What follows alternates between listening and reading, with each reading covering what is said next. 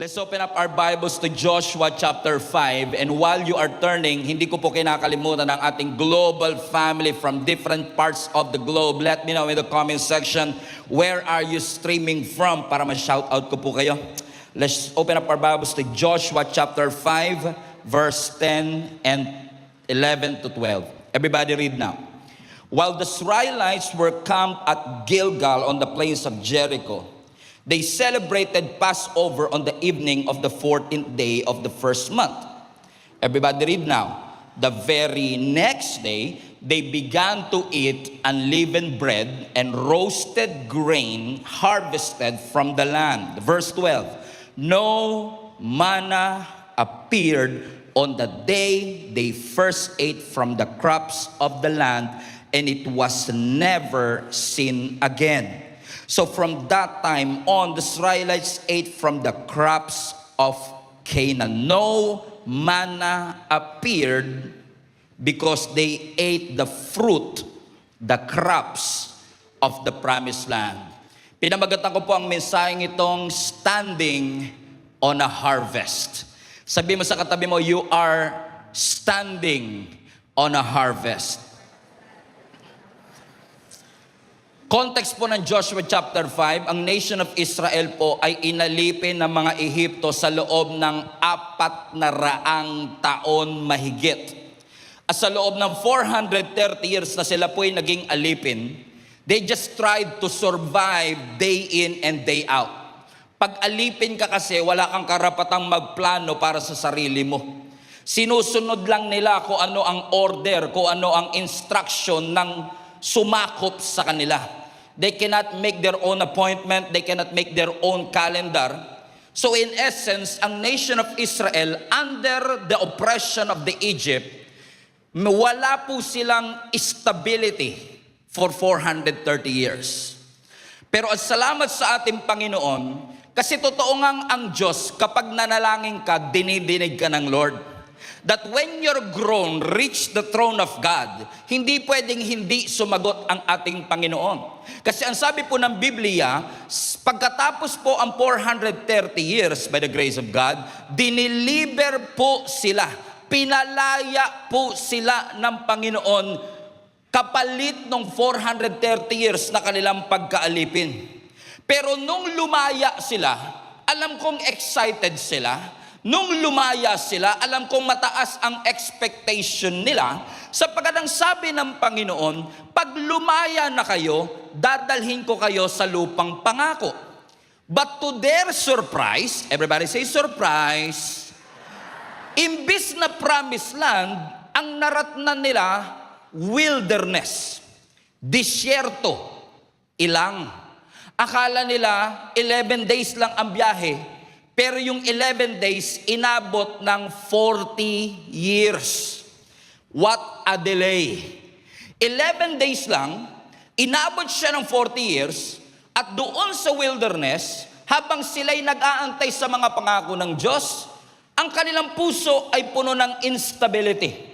Things were uncertain. Wala silang pagkain, wala silang guaranteed na inumin, wala silang guaranteed na sisilungan. In fact, wala silang accurate na estimated time of arrival. In other words, nandun sila sa disyerto, hindi nila alam, darating pa ba tayo? Makakarating pa ba tayo? Paano ba tayo makakarating? At kapag uncertain ang sitwasyon, napansin ho natin na dahil po doon sa disyerto walang pure gold, so, sa pure gold, always panalo, sila always talo. Okay. Dahil walang pure gold doon sa wilderness, walang KFC doon sa wilderness, yung baon nila naubos, at pag naubos ang baon, nagsimula silang magutom. And guess what? Mula noon hanggang ngayon, pareho ang epekto ng gutom sa tao. Noon kasi, nung nagutom sila, nagreklamo sila, ngayon ba yung katabi mo pag nagutom, ganun din? Hindi lang nagrereklamo, pastor, galit na galit, gustong manakit. O kapag nakaranas ng gutom, gustong manakit. Why? Because the whole community of the nation of Israel, they grumbled before the Lord, they complained before the Lord, and here comes the grace of our Lord Jesus Christ, as of our Lord. Bakit? Nag-complain sila, nagreklamo sila, pero dininig ng Panginoon ang kanilang panalangin. Ang sabi ng Exodus chapter 16, verse 11, the Lord said to Moses, I have heard the grumbling, pagrereklamo, hinaing ng mga Israelites. Sabihin mo, sa Jesus is alive ka manaba. At twilight, sa madaling araw, kakain kayo ng sanggipsal. And in the morning, you will eat meat. And in the morning, you will be filled with bread. And then you will know, because of the provision, that I am the Lord your God. Verse 13. And that evening, Kwek-kwek came and covered the camp, and in the morning there was a layer of dew, hamog, around the camp. And watch this, verse 14. So when the dew was gone, so yung pagkain nagsimula sa hamog. Nung nawala yung hamog, nanganak ng pagkain. Ano sabi ng Biblia, when the dew was gone, thin flakes like frost. Everybody say that with me. Thin flakes like frost on the ground appeared on a desert floor. All of a sudden, yung hamog parang naging cracker, parang naging Coco Crunch. At nung nakita nila, wala na sila makain, nung nakita nila na yung hamog naging crunchy, kinuha nila, continue reading, ang sabi nila, what is it? Highlight that part. They said to each other, what is it? Pag translate mo yung what is it, sa Hebrew, is manhu. Nang ibig sabihin ay mana. So yung mana, Hebrew word siya ng isang tanong. Ano po yung tanong? What is it? Bakit nila natanong kung anong klaseng pagkain yun? Kasi ang sabi ng Biblia sa dulo, for they did not know what it was. Ibig sabihin yung pagkain na yun, although mukhang tinapay, mukhang crunchy, pero walang kaparehang pandikoko sa Pilipinas. Wala siyang kahalintulad sa Pilipinas, wala siyang kahalintulad sa kanilang bansa, kaya natanong nila ang kanilang sarili, ano ito? Pero yung bagay na sinabi nilang what is it, yung bagay na hindi pamilyar sa kanila, yon ang ginamit ng Panginoon para isustain sila sa loob ng 40 taon. I just want to remind each and every one of you, kahit hindi ka sigurado kung makakarating ka pa, hindi ka sigurado kung paano ka makakarating, ito ang sigurado. Even in the midst of uncertainty, your God is able to provide for you. Even in the midst of a wilderness, God is able to provide for you. This is a reminder for each and every one of us that God is able to provide. He is able to give you food even in the midst of uncertainty. And you know what? While I was rereading this text, I was reminded that this miracle na nagbigay ang Lord ng manna from heaven, ng tinapay from heaven, was no small miracle. This is not a one-day miracle. Hindi po ito basta maliit na milagro. Ito po yung klase ng milagro na tinatawag ko pong logistical impossibility. Bakit po siya logistical impossibility? Kasi po pag tinignan niyo po, ang bansang nilabas ng Lord sa Ehipto, halos 2 milyong tao po yun. Ilang tao po? 2 milyon. At sa 2 milyong tao na yon, never silang ginutom ng Lord sa loob ng 40 taon. Now, kung pakainin ko kayong lahat, wag na ho kayong umasa. Hindi ko kaya.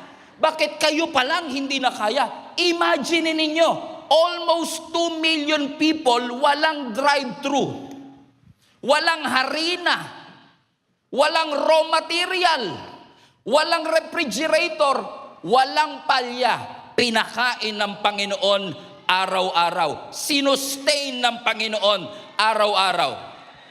Para sa mga geek na katulad ko, imaginein po ba ninyo, 4 million kilograms ng pagkain araw-araw ang bumabagsak mula sa langit. 4 million. Hindi kailangan ng Grab driver kasi dinideliver at their doorstep. Hindi kailangan ng Food Panda kasi free delivery. Mula doon sa langit. 4 million kilograms. I-times mo po yan sa 40 years. Tens of billions of kilograms of food ang pinadala ng Panginoon para sila ay pakainin. Think about it. Walang ref. Walang inventory. Walang warehouse, walang emergency supply, wala silang supplier ng mantika, wala silang supplier ng import, pero never silang binigo ng Panginoon. Kasi alam nyo, kung ang Diyos makakalimot kahit isang araw lang, sigurado kong maraming magugutom at marami ang magko-complain. Pero ang Diyos talaga, hindi lang enough. He is more than enough. And what God supplied for them was enough for everyone to be fed. Think about this church. Sa loob ng 40 years, walang nireport na nagkaroon ng malnutrition sa disyerto. Walang malnutrition because your God is enough. He is enough to supply for all our needs. Palapakan natin ang ating Panginoon. Amen? In fact, tayo po, no, mapalad na tayo pag umabot tayo ng 70 years old. Pero si Moses, nung namatay, 120, hindi humina ang kanyang katawan. Yung vitality ng kanyang katawan ay hindi nawala. Ito yung klase ng miracle na hindi lang nangyari ng isang beses. Ito yung klase ng miracle na araw-araw ginawa ng Diyos. Katunayan lamang, mga kapatid, na ang Diyos natin hindi nagbabago noon, ngayon, at magpakailanman, because the God that you serve is able to provide in the midst of uncertainty. Think about this. Yang mana na yan, yung tinapay na yan ay paalala ng Diyos sa kanila. Kahit na wala kayo sa Egypt at nandito kayo sa disyerto, hindi nyo man makita ang physical presence ko. Yang mana na yan ay magpapaalala sa inyo, I am still here. Bago pa kayo dumating sa promised land, I am still here. Bago pa kayo magtayo ng inyong mga bahay, I am still here. Bago pa kayo magtanim ng inyong kakainin, I am still here. Hindi sila certain kung kailan sila makakarating, pero araw-araw silang binusog ng ating Panginoon. Come on now. Sino sa inyo makakapag-testify dito? Hindi kayo sure kung kayo'y mariregular pa sa inyong trabaho, o hindi ka sure kung meron ka pang trabaho after 6 months. Pero pinabayaan ka ba ng Panginoon? Ginutom ka ba ng Panginoon? Kinalimutan ka ba ng Panginoon? Ito po'y paalala sa atin na never tayong iniwan ng Panginoon, even in the midst of uncertainty. Sabi mo sa katabi mo, mukhang ikaw ang topic today. Hindi sila sure kung kailan sila makakarating. Ang pagkain nila araw-araw, pareho ang menu. Pero hindi sila ginutom ng Lord.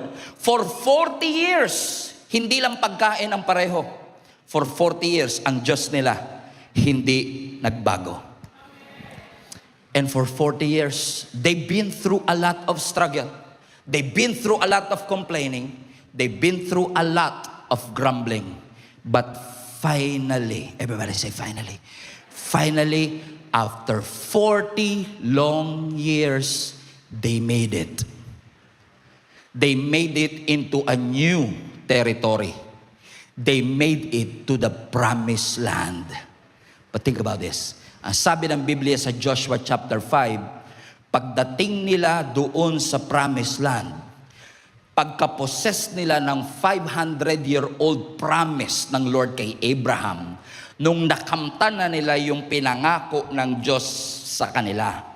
Ang sabi ng Biblia sa verse 10, nagcamp sila doon sa Gilgal on the plains of Jericho. They celebrated the Passover. Verse 11, the very next day, they began to eat unleavened bread, roasted grain harvested from the land. This is interesting. Verse 12, no, everybody read, no manna appeared. Teka lang, ano nga pala yung manna? Yun yung thin flakes like frost. Yun yung pagkain nila sa loob ng 40 years. Yun yung hamog na nagiging crunchy. So every day, mayroong pagkain. Free delivery. But for the first time after 40 years, paglabas nila ng tent, walang mana. In fact, sa New International Version, ang sabi ng verse 12, the manna stopped. Huminto ang mana. Ulitin ko, huminto ang mana. Did you get it? Okay. Huminto ang mana. Try natin dito. Huminto ang mana. Okay. Huminto ang mana, pero hindi ibig sabihin huminto ang Diyos. Huminto lang yung mana, pero hindi huminto ang Diyos sa pagiging provider. Kasi ang sabi ng Biblia, kaya huminto yung tinapay kasi kumain na sila ng prutas. Ibig sabihin, hindi sila ginutom muna ng Diyos bago dumating yung prutas. Inantay ng Diyos, come on now, na makakain muna sila ng prutas bago hininto ng Lord yung mana. Okay. Okay. Yung mana ba blessing? Okay, ulitin ko po. Yung mana ba blessing? Yung prutas ba blessing? Parehong blessing, pero kanino nang galing? Sa parehong Diyos. So nagbago yung forma ng blessing, pero hindi nagbago ang Diyos sa pagpo-provide. Amen? Minsan tayo, na-frustrate tayo kapag yung bagay na inasahan mo, buong buhay mo, biglang hininto at inagaw ng Diyos.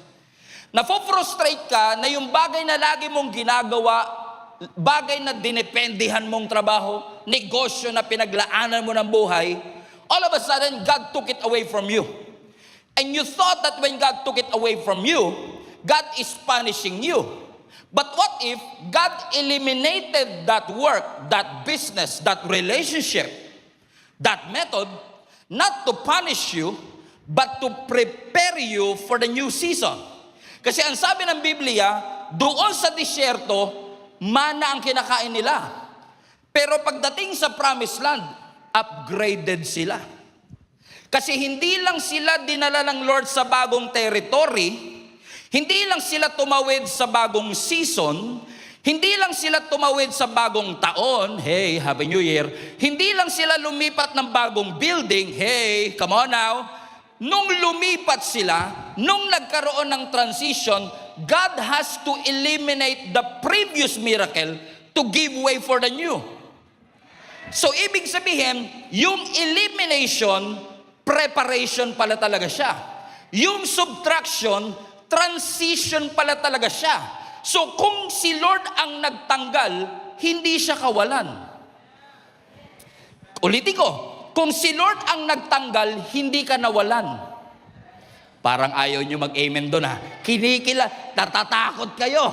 Okay, natatakot. Ulitin ko lang. Kapag si Lord ang nagtanggal, hindi iyan kawalan.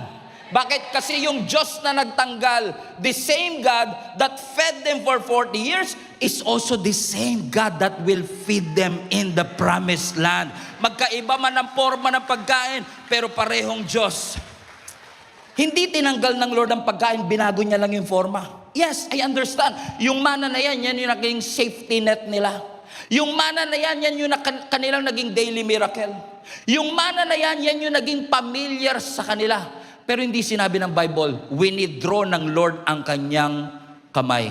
Hindi. Huminto ang mana, pero hindi ibig sabihin huminto ang ating Panginoon. Hindi punishment ng Lord yun, preparation ng Lord yun. So what if yung elimination is God's preparation for a new year? Halos masira yung ulo mo nung nawalan ka ng trabaho, pero what if yung pagkatanggal ng trabaho ay preparation ng Panginoon for the next season? Na nung nawalan ka, inakala mong inabandona ka ng Lord, pero ang totoo, nireposition ka lang ng Panginoon. Kasi God wants to prepare you for the new season of your life. Am I talking to somebody today, mga kapatid? Sabi mo sa katabi mo, mukhang ikaw yung pinapatamaan ng pastor na ito. Bakit? Parehong blessing, Parehong galing sa Panginoon. Pero nung nag-appear siya, magkaiba na yung kanyang forma. So ibig sabihin si Lord, nag-design ng isang miracle dito sa disyerto, pero pagdating nila sa Kanaan, sabi ng Lord, yung miracle nyo sa disyerto, iba na yung miracle ngayon dito sa Kanaan.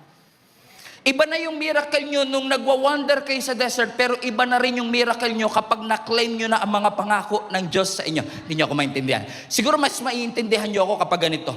Sino sa inyo makakapag-testify na yung paraan ng Lord ng pagsusustain sa iyo noong 2019 ay ibang-iba sa pagsusustain sa iyo ng Lord sa 2026? Sino sa inyo makakapag-testify? Yes! Amen? Pero di ba, minsan kailangang huminto, tanggalin, i-eliminate ng Lord yung ginamit niya noong 2019 to give way for a new thing that He is doing in 2026. Pero kapag lagi mong iniiyakan, masyado kang in love doon sa ginamit ng Lord ng 2019, nakalimutan mo na yata na masyado na tayong naging focus doon sa ginamit na paraan at nakalimutan natin na baguhin man ng Lord ang paraan, baguhin man ng Lord ang forma, pero hanggat kasama ko ang ating Panginoon. Come on now, hindi ako pababayaan ng ating Panginoon. So iba yung pamamaraan niya, iba yung diskarte niya, pero ginamit ng Lord yun para mag-mature sila. Think about this church. I believe that's why this year is a year of stability, because God wants to grow your faith, to deepen your faith to the Lord. Kaya kung wala ka pang link up group, join a link up group. Kung hindi ka pa part ng growth track, be part of our growth track. Why? Because these trainings, these small groups is helping us to strengthen our roots. Think about this. Ang mana ginamit ng Lord para pakainin sila sa disyerto. Tama? Are you still with me? What if, pagdating nila ng promised land, hindi huminto yung mana? Tinuloy ng Lord yung mana. Pero may prutas din. May prutas, pero hindi hininto ng Lord yung mana. What would have happened? What could have happened is this. Kung patuloy na sinesend ng Lord yung mana, kahit nandun na sila sa promised land, kung saan excited actually sila, hindi lang sa lupa, kundi sa pinoproduce ng lupa. Kasi if you still remember, kung Bible reader po kayo, nung nagpadala sila Joshua at si Moses ng espiya, nagdala sila ng prutas galing sa promised land, come on, at dinala nila, sabi nila, here is its fruit. Na-excite sila dahil sa prutas, ngayon kakainin na nila yung prutas na pinangarap lang nila before. So what if, sa disyerto kumakain sila ng mana, pagdating nila sa promised land, may prutas, pero may mana pa rin. If God allowed that to happen, na meron pa ring mana, never silang matututong magtanim. Never silang matututo na magantay. Never silang matututong mag-cultivate. Naaasa lang sila na araw-araw may provision. Nakakalimutan nila na gusto silang i-develop ng Lord to cultivate. That sometimes God will eliminate something in you kasi pang-bata yun. Pang-immature yun. Merong bagong forma. May bagong forma. Okay. Sino sa inyo dati, nung kayo po ay bata pa, yung nanay natin ang lagi nating inaasahan sa lahat ng bagay. Paghihingi ka ng baon, ma, pengin baon. Pagkakakain ka, ma, ano ulam? Ma, kakain ako. Pagka 2 years old yun nagsasabi nun, ma, I want to eat. Ang cute eh. Diba, ang cute pakinggan na, oh, ang galing nung anak ko magsabi ng, I want to eat. Inglesero pa yung anak ko talaga. Pero kapag 40 years old na yung anak mo, wala pang trabaho, come on now. Tas araw-araw, nando sa bahay mo nakahiga sa sopa, nagko-computer, at pag napagod siya, ma, anong ulam? Ay, sigurado ko hindi ka makukyutan sa kanya. Maiinis ka sa kanya. Bakit mga kapatid? Kasi hindi na bagay sa kanya na sinusubuan pa. Kapag ba hindi mo siya pinakain, hindi mo na siya mahal? No. Gusto mo lang siyang i-empower, na tindigan yung bagay na para sa kanya. Ganon ang ginawa ng Lord. Hindi ng Lord hinihinto yung mana kasi gusto kanyang parusahan. Kaya hininto ng Lord yan kasi gusto ng Lord matuto tayong magtanim. Na minsan ihihinto ng Lord na i-spoon feed tayo. Hindi dahil galit ang Lord sa atin, kundi gusto ng Lord na ikaw ay mag-mature. Yes, sa wilderness, araw-araw kang umaasa sa Diyos. Pero sa Kanaan, ikaw na magtatanim. Sa wilderness, sabi mo, Lord, nagtitiwala ako sa iyo. Pero doon sa promised land, ang sabi ng Panginoon, I want you to become a good steward. Sa wilderness, ang Diyos ang nagpapadala ng pagkain. Pero dito sa promised land, binigyan niya tayo ng lupa. Binigyan niya ang nation of Israel ng lupa. Because the same God who rained bread from heaven is the same God who released that fruit from the soil. But one miracle has to stop to give way for the new. Kaya pala ang sabi ng Isaiah 43 verse 19, see, I am doing, highlight that part, a new thing. Sino sa inyo naniniwalang God is going to do a new thing? Okay, let me rephrase. Sino sa inyo naniniwala that God is already doing a new thing? Pero tingnan nyo yung screen. Alam nyo kung bakit minsan hindi natin makita, hindi natin magawa yung new thing? Kasi hindi mo makita. Kaya sabi ng Lord, see. Kasi may ginagawa na siya, bulag ka pa din doon. Kasi masyado kang in love sa nakaraan, nakalimutan mo may bago nang binuksan ang Diyos. Kaya mauubos na lang yung oras mo, kakaiyak dun sa saradong pintuan. Pero lagi ko nga sinasabi, pag sarado na yung pintuan, huwag mo nang iyakan. Pero kapag binuksan ng Panginoon, huwag kang mag-hesitate pumasok. Kasi siguradong may inilaan ang Diyos na bagay para sa iyo. Amen? Do you not perceive it? Gia ka manaba! God is doing a new thing. Bago na naman, yes. But do you not perceive it? Do you don't realize it? Do you realize it? God is doing a new thing. He is doing a new thing. Yung katabi mo, bago. Yung facility natin, bago. Hallelujah. Girlfriend mo, luma. Kasi nung nag-text yung ex, come on now. Yung mga text ng ex talaga na yan, distraction yan. Sabi mo sa katabi mo, huwag mo na replyan yan. Amen? Bakit? He's doing a new thing. Because ang pag-ibig ng Lord sa atin, ano man ang season, hindi nagbabago. Ang pag-ibig natin, ang ng Lord sa atin, ano man ang season, hindi mauubos. Hindi huminto ang mana kasi wala nang supply sa langit. Sinabi ng langit, sorry, wala na akong mapapadala. No, huminto ang mana intentionally. God can still provide, but He chose to withdraw it because God wants to upgrade us into a new diet. Amen? Kaya pala sabi ng Lamentations chapter 3, the steadfast love of the Lord, it never stops. But His mercy, they will come, never come to an end. Wow. Sino sa inyo naniniwala mahal kayo ng Panginoon? Pero katulad ng relationship, naniniwala ba kayo ang love natin nagmamature? Alam nyo, lagi ko ito sinasabi pag nagkakasal ako. Pagka meron akong kinakasal at 3 buwan pa lang silang kasal, at nakita mong sweet sila, walang nagtataka. Walang nagtataka, ba't ang sweet nyo? Walang nagtataka. Kasi dahil bago pa sila, expected mong sweet sila. Correct? Pero pag 35 years ng kasal, tapos sweet pa din, yun, magtataka ka talaga. Anong sikreto nyo? Kasi di ba minsan, sinasabi nga natin, may mga mag-asawa, minsan kami ni Jenny, sasabihin namin, ganyan din tayo dati, no? Magtitigal lang ng kote. Oh. Di ba alam ng lahat ng mga may asawa yan eh. Di ba alam ng lahat ng mga mag-jowa yan na 5 years na kayo. Alam nyo yun, di ba? Iba yung, kasi dati, ang interpretation mo, pag mahal kayong kiniliti ka, oh, parang feel mong mahal na mahal kapag kinikiliti ka. Feel mong mahal na mahal ka kapag tinext ka ng kumain na you. Di ba? Parang uy, ang sarap naman nun. Kasi feeling mo, nung nagsisimula kayo, parang yung chemistry, grabe. Parang ramdam na ramdam mo yung pagmamahal, compatible na compatible kayo. Alam niyo yung Makita mo pa lang yung picture niya, tumataas na balahibo mo eh. Kala mo, Halloween, uy, grabe, nakakatakot. Kasi iba talaga. Alam mo, pansinin mo yung mga bago talaga.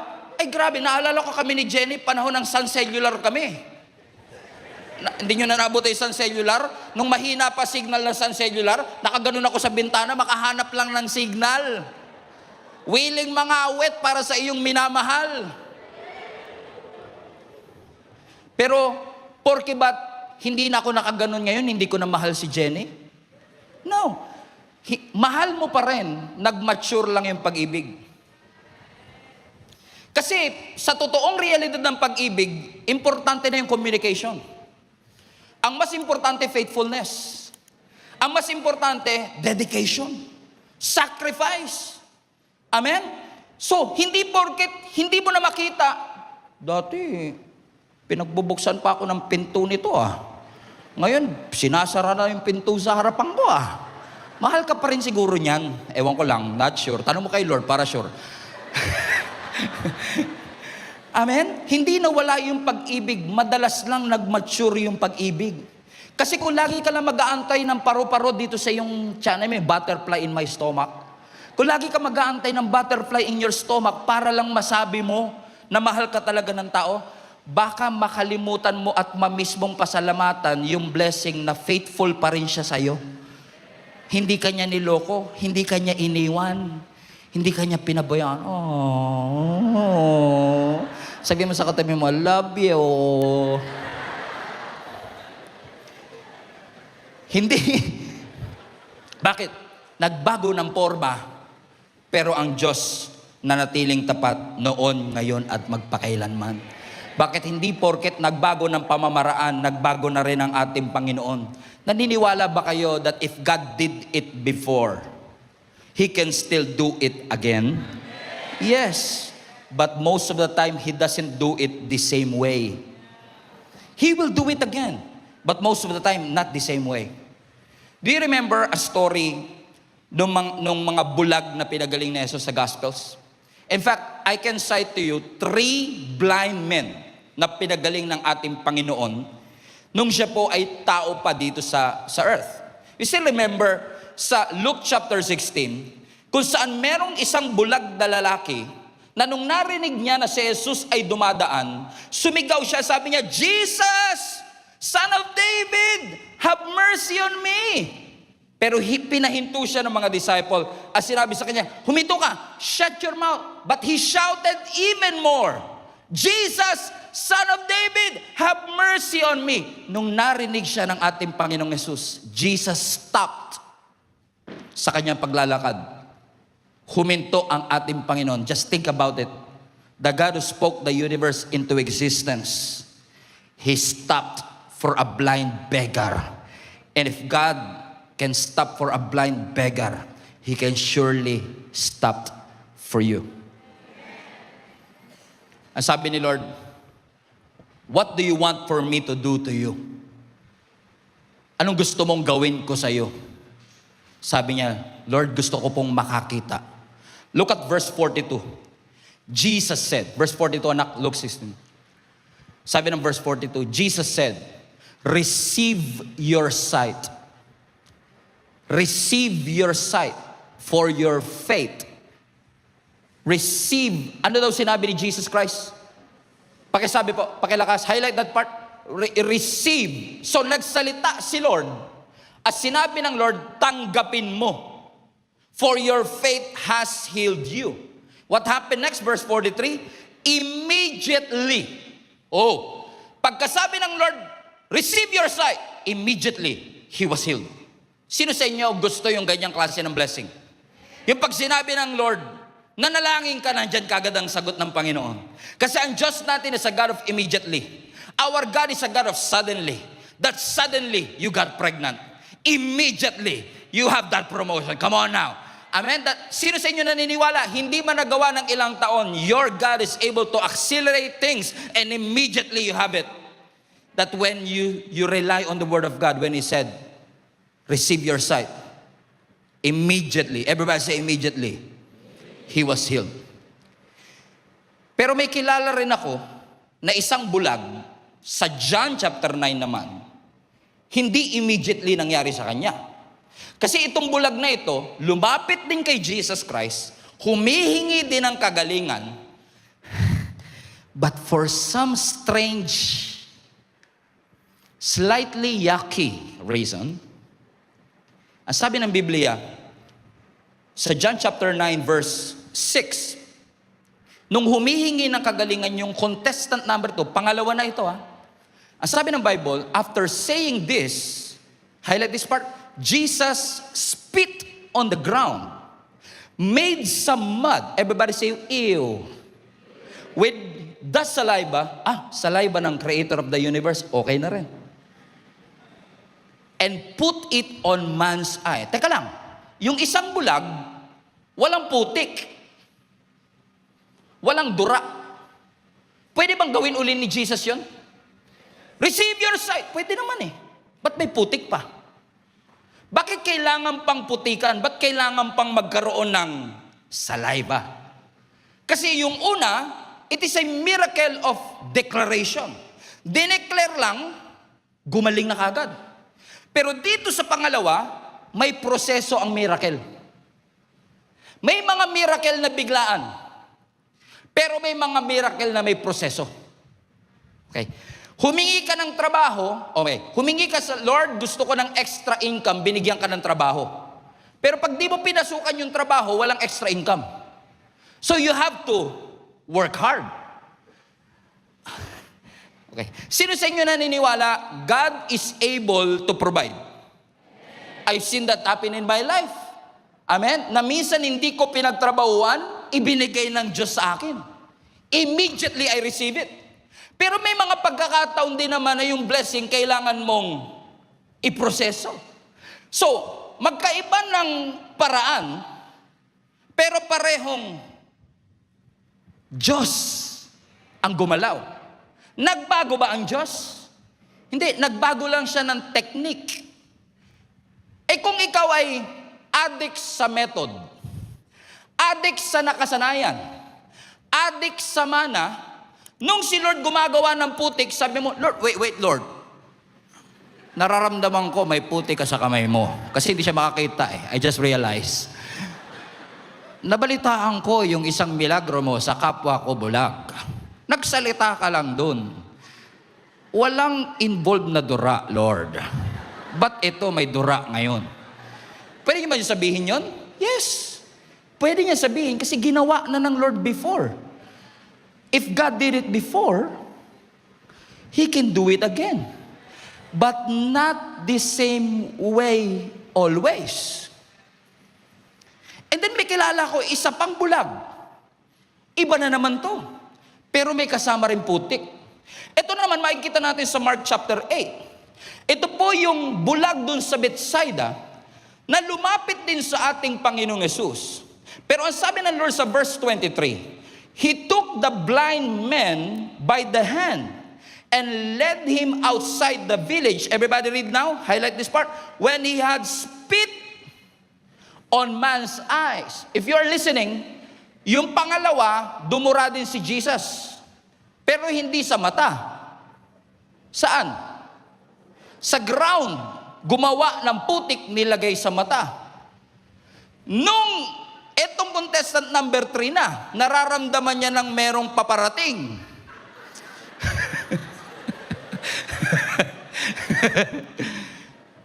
Lord, ano yan? Naalala ko dun sa nakaraan dun po yun sa baba Hindi po sa taas. May involved na saliva, gross, pero teka lang, it was directly sa kanyang mata. Tignan nyo, sumunod. And put his hands on him. Wala yan dun sa kanakaraan. And Jesus asked, do you see anything? Wala. And look at what happened. Verse 24. He looked up and he said, everybody read now, I see people and they look like trees walking around. So nakakita siya pero malabo. So ano ginawa ni Lord? Verse 25. Highlight this part. Once more, Jesus put his hands on the man's eyes, then his eyes were opened, and his sight was restored, and he saw everything clearly. Doon sa pangalawang contestant, nung nilagay yung putik, gumaling agad.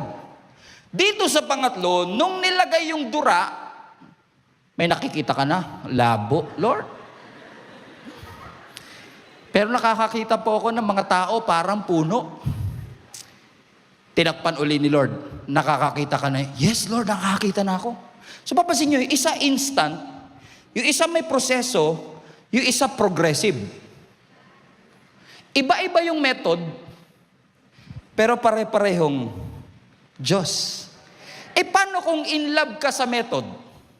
In love ka sa sabi mo, Lord, nakita ko yung ginawa mo sa co-office mate ko. Gusto ko gawin mo rin yun sa akin. Mamimiss mo ang Diyos kapag nakatali ka sa miracle na ginawa ng Diyos sa ibang tao. Kasi may unique na blessing, may unique na pamamaraan, may unique na method ang Panginoon sa bawat isa sa atin. God is able to heal instantly.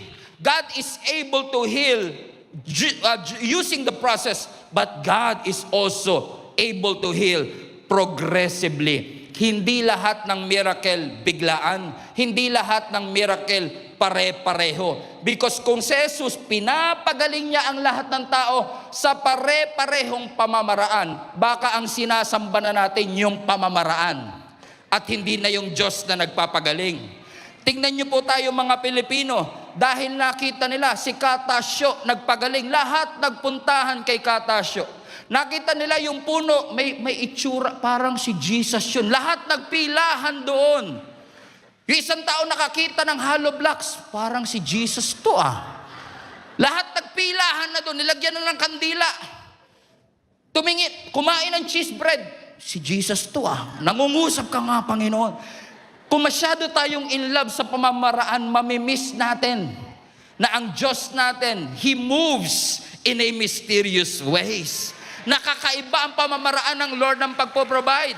Kaya wag mong kainggitan kung paanong pinagpala ang iba. Kasi merong pamamaraan ng Diyos sa iyo. Maaaring sila through mana, ikaw through fruit, iba ang forma, pero parehong Diyos. Ang Diyos natin hindi nakabound sa isang template.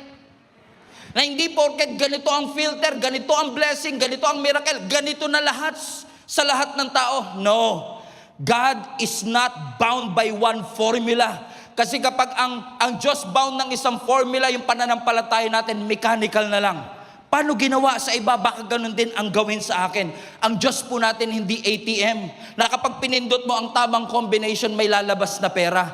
Minsan ang provision hindi darating bigla. Minsan may provision na 10 years darating. Minsan may provision na kailangan mong paghirapan at pagsikapan. But either way, gumaling ka man sa pamamagitan ng prayer o gumaling ka man sa pamamagitan ng doktor, parehong Diyos ang nagpapagaling. Kasi ang doktor, they can cure. But your God is only the one who can heal you, who will provide for you, and will protect you.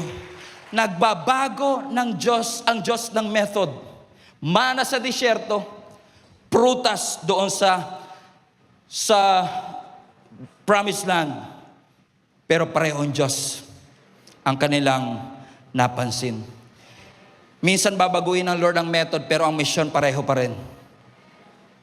The mission of this church, ever since day one, hindi pa ako nandito noon, I believe is the same mission na pinapagawa ng Panginoon sa atin, to go, to bear fruit, and to have our fruits remain. So I don't know who is this for. Kung huminto man ng mana, nawalan ka ng trabaho, nalugi ang negosyo, nawala ang relationship, huminto ang isang bagay na inasahan mo for many years, sabi mo sa katabi mo, don't panic. Don't worry. Ayaw kaguol, ayaw kabalaka sa Bisaya. Huwag kang mag-alala. Bakit? Kasi baka mamaya, masyado kang nag-e-expect sa ibabaw ng mana, wala pa rin ah. Kasi for 40 years, doon galing lahat eh. For 40 years, doon galing eh. So, akala mo ngayon, doon pa rin galing. Kasi si Lord na sa taas eh. Pero what if yung blessing na dating binibigay sa taas, Sabi ng Lord, mali ang tingin mo. Check the ground. Because you might be standing on a harvest.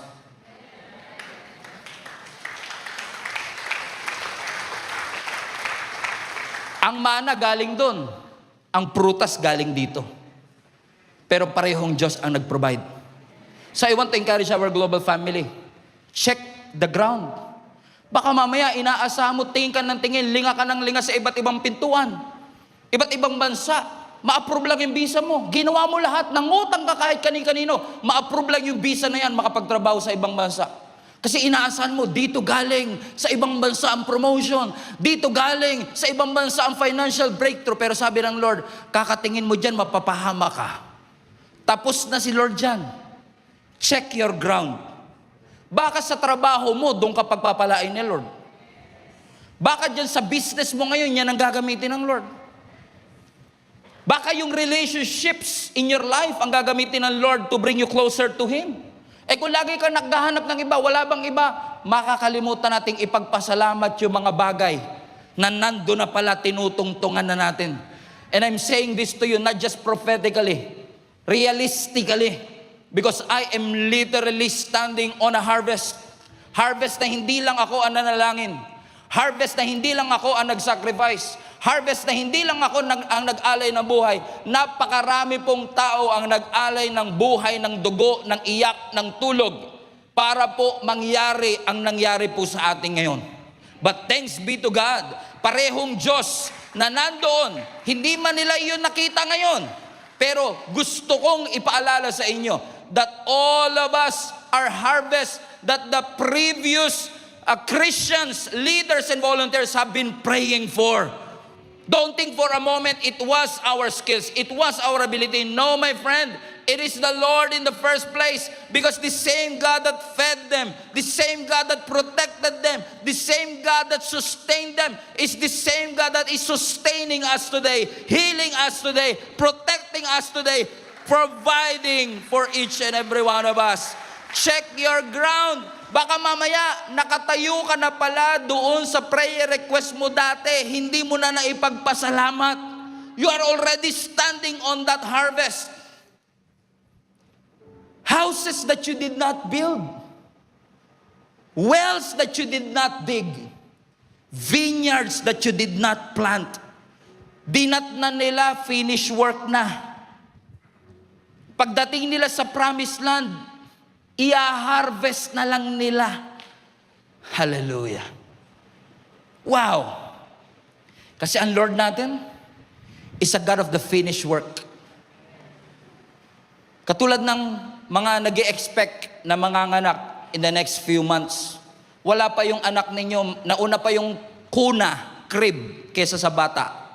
Nauna pa yung damit kesa sa bata. Bakit? Ayaw mo naman, nung anak ka na, tsaka ka palang bibili ng kuna. Nanganak ka na, tsaka ka palang bibili ng damit. So yung bata, literal, paglabas niya sa mundo, nakahanda na lahat. Hindi na siya bibili ng gatas sa 7-Eleven. Hindi na siya ang magpupunta sa supermarket ng Pure Gold para bumili ng kanyang mga pangangailangan. Bakit? Always panalo eh. Bakit mga kapatid? Literal siyang darating sa isang finished work. I believe this is a great analogy, a great picture of what God has prepared for you. Wala ka pang mata, nakita na ng Diyos ang iyong sitwasyon. Wala ka pang kakayanang makakita, nakita na ng Lord kung gaano tayo karumi, kalayo. Hindi natin kayang abutin ng Diyos, pero Diyos mismo ang umabot sa atin. Ang mga Israelites doon sa wilderness, pray sila ng pray, Lord, sustain us, Lord, sustain us, Lord, sustain us. Pero now that we are on a new season, now that we are on a new chapter, now that we have transitioned into a new year, our prayer might have changed. Dati, Lord, sustain me. Lord, heal me. Lord, provide for me. Now that God healed you, now that God promoted you, now that God blessed you, Lord, give me wisdom to handle the resource that you have entrusted to me. I believe that this is not just a year of harvest. This is also a year of wisdom. Kasi ang sabi nga ng Proverbs, wisdom is the principal thing You need it. We need it. So that when we face this 2026, a year of stability, stability will only happen if we are able to hold on to Him who kept us alive. Kung nakakapit ka sa mana for so many years, sabi ng Lord, wag niyong kapitan yung mana na yan. Yes, binuhay kayo niyan sa 40 years, pero hindi kayo magiging bansa kung yan lagi ang kinakain ninyo. You need to learn how to build, you need to learn how to farm, you need to learn how to plant. Because marami sa kanila walang background sa agriculture. This was new to them. But this new thing is the thing that God promised to Abraham 500 years ago. And they were literally standing on a harvest and they don't know it yet. That's why I want to encourage the church. Open your eyes. God is doing a new thing. Don't just look up, look down. Check your ground. The harvest is literally under our feet. We just have to treasure it. Give me an eyes, Lord, para makita ko yung mga blessing na nilagay mo na. Lord, buksan mo ang mata ko na makita ko lahat ng sagot sa mga panalangin ko 7 years ago. Because ang pinangako ng Lord sa Israel, promised land, hindi promised bread. Ang pangako, hindi yung tinapay. Ang tunay na pangako, yung lupa. Yung tinapay, ginamit ng Lord para dalhin sila doon sa lupa. Pero ang tunay na promise, hindi yung tinapay. Ang tunay na promise, yung lupa. Bakit? Yung tinapay na yan aamagin. Yung tinapay na yan napapanis. Makakasurvive ka for a day or two, but it cannot sustain you.